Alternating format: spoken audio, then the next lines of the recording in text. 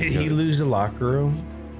Wow, I can't believe this. For the first time ever, we hear what Max Crosby thought about the cancellation of Jon Gruden and his removal as the head coach for the Las Vegas Raiders. This completely slipped under the radar, and it's actually crazy to think that it's been almost 3 whole years before we heard what the star pass rusher thought about his former head coach. Jon Gruden is still going through his lawsuit against the NFL. We do have an update, but I think hearing what his former players thought about him is so important, and unfortunately, we only have a few examples. For those of you who do not remember, Jon Gruden and Mike Mayock took a chance on Max Crosby. They selected him as a Las Vegas Raider in the 2019 draft, and it was a very dramatic moment for the young pass rusher. Hey Max, this is Jon Gruden with the Oakland Raiders. How's it going? It's going great, Coach. I got to get after Mahomes, man. We got to get after Phillip Rivers, man. This is a tough division. Are you that guy number 92 that's raising hell? Yes, sir. I'm ready. Yes, will you come out? Hey, will you come out here? Yes, sir. I'm ready. I'm your guy, I promise. We have a strong feeling that you're one of the best sleepers in football, man. So we have a feeling that you're one of the biggest sleepers in the draft, and Jon Gruden was 100% right about that, as Max Crosby is now the best pass rusher in the entire NFL. So even though Gruden tended to mess up the first round picks, he nailed this one. In this Games with Names podcast, we find out just how deep Max Crosby and Gruden's relationship was.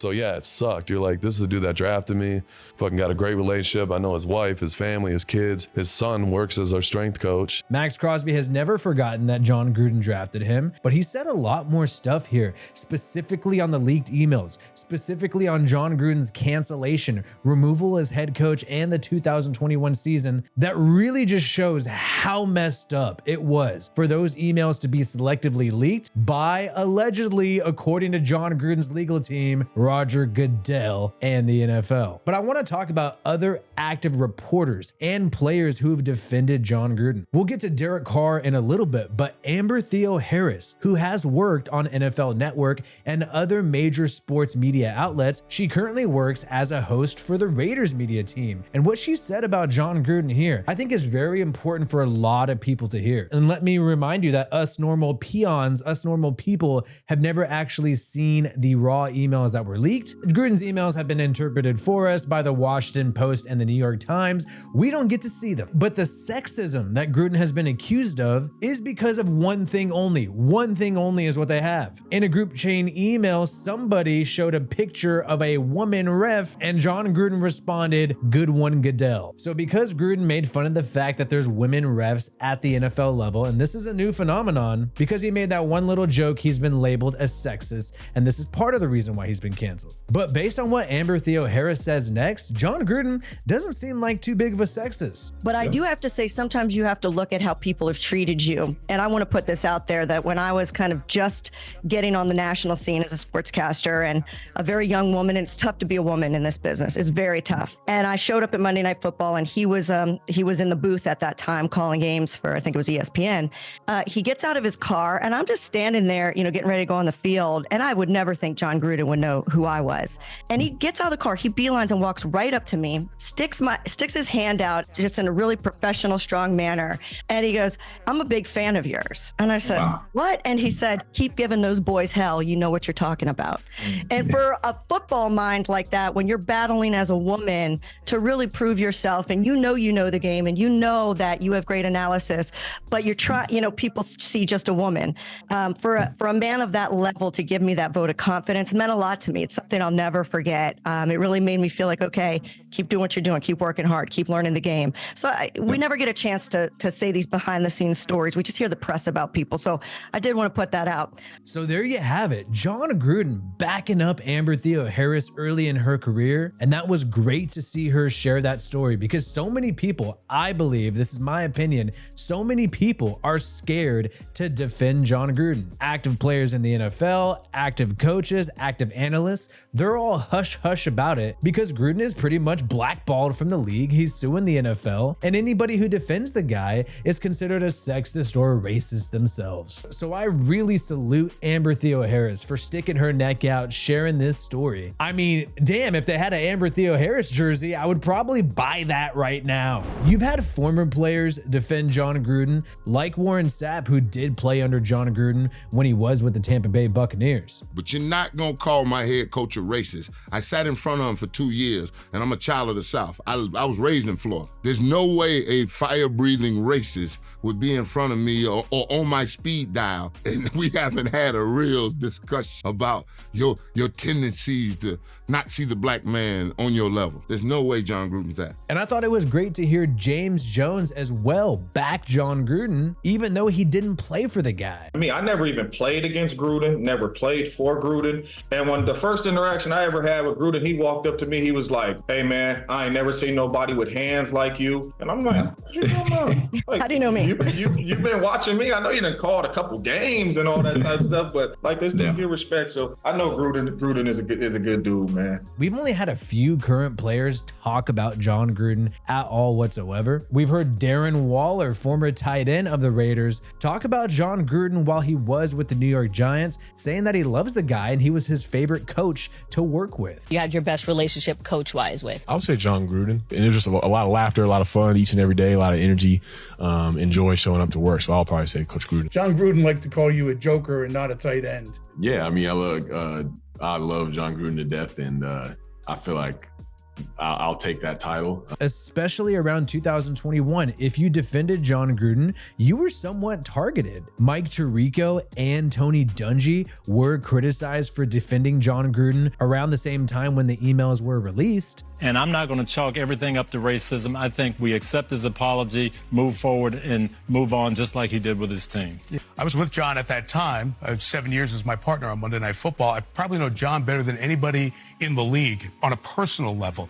My experience kind of parallels Tim Brown, who played for Jon, Hall of Fame wide receiver. He said he never experienced or saw anything that would say Jon was racist in any way. That is exactly the experience I had those 7 years of traveling 3 days together on the road every week. Writers for The Atlantic like Jameli Hill have criticized these people, also criticized one player, an unnamed black player, who hugged Gruden in the team meeting when the emails were leaked, asking how he could help. All of these people get so upset when people defend Jon Gruden, especially when black players defend Jon Gruden because he is allegedly racist based off these emails. And by the way, the only racism that was expressed by Jon Gruden in the emails was when he made fun of the NFLPA president, DeMaurice Smith. He called him Michelin lips, saying that he has lips the size of Michelin tires. That's racist? If he said, when I walk in my locker room, it looks like I got a bunch of DeMaurice Smiths in there by the mouth, that would be a racial trope. But to say DeMaurice Smith got big lips, yeah, DeMaurice Smith got big lips, just like Barack Obama got big ears. We've been calling Big Lip Johnny for the last 40 years. The people who hate Jon Gruden wish they had something worse than that, wish they had something more damning than that. If you were a racist, the N-word would have showed up in some of them emails, I guarantee you. But all they have is a stereotype joke, which is normal to hear if you're at any comedy club in the United States of America. You've seen Josina Anderson get a little testy with former Raiders and former Seattle Seahawks linebacker KJ Wright when he backed Jon Gruden as soon as the emails were leaked. You know how many NFL coaches or NFL owners probably think what he said and have said what he said, but those players are playing for their coaches. It's not another topic, Joe. And I was like, okay, he didn't say the N-word. He didn't say anything of that nature. So for me, I didn't look too in depth into it. I wasn't too offended because for me, there's only certain racial things that trigger me. Think that Jon Gruden should be welcomed back into the NFL? Yes. We all fall short. We all say stupid stuff. We all mess up. And should he be canceled forever because of this? I don't think so. prior to the clips that we're about to show you from Max Crosby, this is all we've had in terms of notable active figures in the NFL defending Jon Gruden. Obviously, the biggest star we've had defend Jon Gruden since the emails were leaked all the way up till recently in 2023 and a little bit in 2024 has been quarterback Derek Carr. Despite all the BS rumors surrounding Carr and Gruden's relationship ever since Gruden took over in 2018, these guys have been neighbors with each other in Las Vegas, and Derek Carr, the moment the emails were leaked, talked about the hypocrisy. We spent so much time together. We've been through so many battles. We've been through so many things together. He's always had my back. He's always been there for me. And I love his family. I love his wife. I love his kids. And I think that's why it's hard, because he's not around. It's over. He's not going to be around. And that's the hard part, I've seen the pain in his eyes and in his heart that it caused. Hopefully one day people can, at least accept him that, hey, you're not perfect, neither am I, but hey, we love you. No one's perfect, If we just started opening up everybody's private emails and texts, people would start sweating a little bit. You see what I'm saying? Hopefully not too many, but maybe that's what they should do for all coaches and GMs and owners from now on, is open up. You got to open up everything, see what happens. And as of recently, while working with the New Orleans Saints, he has stayed consistent that he freaking loves Jon Gruden. I can't express enough, how much I love, Coach Gruden. He's family to me. When all that, stuff happened, it was hard. It was hard for me because, you're mad, you're frustrated, but, you still you don't stop loving him, What he's meant to me in my career, played my best football with him. I can't express to you how much he means to me, and how hard of a time that was for me when all that stuff was happening. So part of this is why Jon Gruden's cancellation really freaking sucks. There were serious talks and serious rumors about Jon Gruden taking over as offensive coordinator for the New Orleans Saints. Carr was even asked about it by Amber Theo Harris. Do you think that Jon could be an offensive coordinator? Not like, is he qualified to be an offensive coordinator? Could he handle it? Because he was a good head coach. And would you want to see him maybe come in and run that offense? But how would that work with Dennis Allen, who's a strong personality, and Jon's a strong personality? And ultimately, nothing materialized. Obviously, Jon Gruden's lawsuit is getting in the way of him being able to actively be employed in the NFL. Carr made it clear Gruden would not have a problem being an offensive coordinator instead of a head coach. And obviously, Carr would know that more than anybody, since he seems like really great friends with Jon Gruden. So that brings us to today. This was recorded right before the 2024 NFL Draft on Games with Names, hosted by Julian Edelman. Max Crosby was asked about the cancellation, and we finally learned how he feels about Jon Gruden after the email leak. Yeah, right after the whole Gruden thing happened, we went to go play Chicago the week before, and they leaked one of the emails, and they was talking about some guy, whatever, and then it was just like, you could tell Gruden was so sick about it. And like he would tell you himself, like he was not ready to call a game. Yeah. And everybody kind of felt that. And then after we lose to Chicago with a rookie Justin Fields, couldn't score at all. Yeah. And after that game, all of a sudden, fucking the floodgates open. All the emails come out, all this shit. So like all hell breaks loose. And what Crosby brought up is very important. The Raiders were freaking clicking right before these emails were released. And a lot of people dinged Jon Gruden for that L against the Bears in 2021, but the dude knew he was about to get ousted. That's why he couldn't call a game. Prior to the sketchy Chargers game where there was a lightning delay, and then that Bears game, the Raiders under Jon Gruden before the email leak were 3-0, and they actually made NFL history. They were the first team in NFL history to go 3-0, with each of their wins coming against a team that won 10 or more games the previous year: the Ravens, the Steelers, and the Miami Dolphins. So that is why when this email leak came out, it made a lot of players upset, because this team was on the up and up. Did he lose the locker room? Did some guys get mad, or were guys like? It wasn't necessarily about like, fuck this. It wasn't like fuck Coach Gruden. It was just like, you're in the middle of the season. You're like, what the fuck? Like there's no way you can rationalize it, or how the fuck. It's from 12 years ago. You know what I mean? Like, or 11 years ago, something crazy. Everyone's just like, what what the fuck? That little comment right there shows that most of the players weren't offended. They were offended that stuff from 12 years ago is being brought back up to sabotage their season. And Gruden has real relationships. I love Jon. I mean, Jon Gruden, he knows he fucking said some shit. Everybody has shit they regret to saying crazy shit. I'm not saying what he said was right at all, and he'll say the same thing, but Jon Gruden is a fucking good dude. I love Coach Gruden, and I mean, he's like family to me. So yeah, it sucked. You're like, this is a dude that drafted me, fucking got a great relationship. I know his wife, his family, his kids. So there you have it. Max Crosby saying that he loves Jon Gruden and he is like family to him. He says a lot more in just a second, but this makes me so happy to see Crosby publicly back Jon Gruden like this. I think I'm gonna have to order a jersey right freaking now, but they don't have my size. Wi-Fi Willie is definitely not a small or a medium. But it's crazy that we really haven't heard Crosby get this explicit about it. But quite frankly, I think it's because he hasn't been asked about this. So hats off to Julian Edelman for bringing it up. His son works as our strength coach, like, and he's fucking still in the building to this day. So it's like, I mean, they're family to me. So Deuce, exactly. Deuce is a fucking stout as they come. But yeah, it was crazy. I mean, that whole thing went down and it happened so fast.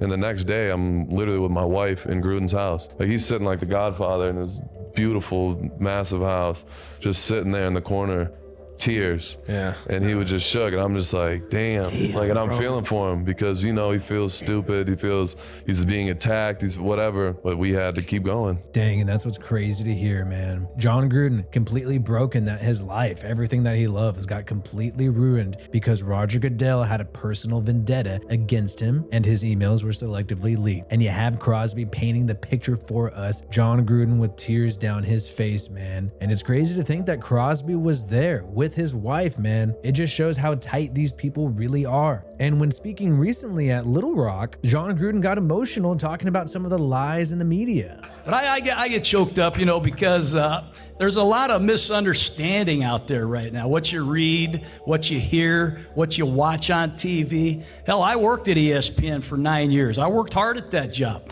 I don't even want to watch the channel anymore because I don't believe everything is true. Edelman made the mistake of trying to compare the interim bump that the Raiders received with Rich Bisaccia in 2021 compared to the Antonio Pierce bump in 2023. Crosby explains it's very different. They're both very different. I mean, Rich, our whole locker room and the whole dynamic was totally different. When we had Gruden, it's not like our culture was like toxic or anything like that. And there wasn't like this big divide in the locker room and shit like that. The McDaniels locker room was toxic, but things were heading in the right direction under Jon Gruden. That's why you can't compare these two instances. Antonio Pierce came in and saved a messy situation. Meanwhile, Rich Bisaccia seemed like he was just a guiding light during a tragic situation in which the main guy, the main head coach, Jon Gruden, was ousted. I just think this stuff is sad to hear. Gruden getting his career ruined, Crosby backing him the whole time, and feeling like a wonderful situation was spoiled because of the email leak in which Gruden claims Roger Goodell and the NFL is behind it. He is currently suing them, but the lawsuit has been pushed back to July. We did a video recently when the Nevada Supreme Court heard some oral arguments from the NFL's lawyers and Jon Gruden's lawyers. The Nevada Supreme Court is basically deciding if this case is going to go to trial at all, or will it be done through arbitration behind closed doors where the NFL settles and decides Goodell's punishment. There's going to be a status check on this case on July 30th. It is still possible for the judges of the Nevada Supreme Court to make their decisions sooner before July 30th, but ultimately we're not going to have an update on this until the summer. And like I said earlier, man, it really seems like this lawsuit is preventing Jon Gruden from coaching at all. In my opinion, based on his meetings that he had with the general manager of the Saints, Mickey Loomis, last season, this freaking guy, Jon Gruden, would probably be coaching for the Saints right now as their offensive coordinator / assistant head coach if this lawsuit was not holding him up. Let me know your thoughts in the comments below. F Roger Goodell. My name is Wi-Fi Willie. Peace out, and I hope you have a good one.